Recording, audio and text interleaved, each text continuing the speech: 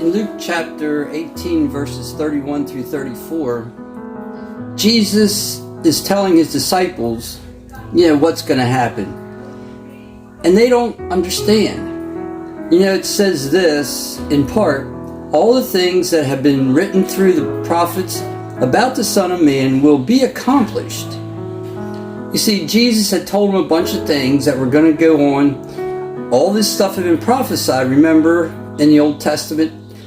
And he said, all this is going to be accomplished. Everything talked about me is going to be accomplished. And verse 34 says this, disciples understood none of these things. You see, they didn't understand what Jesus was talking about.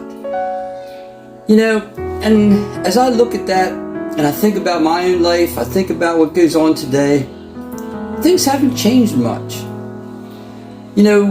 We all have an idea maybe what God wants to do, or we feel like God's telling us to do something, or something's going on around us or happening in our lives, but we don't understand. We don't understand what God is doing. And that bothers us. Before we obey God, before we are willing to follow Him, we want to understand. The problem is this.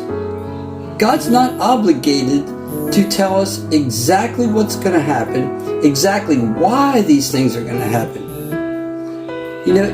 We have to get to the point in our relationship with God that we trust Him enough to believe that no matter what's happening in our lives, no matter what He is telling us to do, and we don't understand, we have to get to the point where we still obey. We don't have to wait till we understand to obey. We need to obey according to what He's told us to do, when He's told us to do it. I heard a definition of obedience many years ago, and it goes something like this. True obedience is doing what you're told, when you are told, with the right heart attitude. That's what God expects from us. He expects us to obey, to do what we're told to do. He expects us to do it when we are told to do it. And He expects us to do it with the right heart attitude. The right heart attitude is that God is right, even if I don't understand. Even if it's wrong according to the world's standards.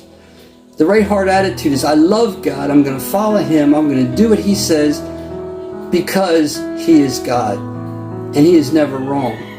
We don't need to understand. We just need to obey, believe.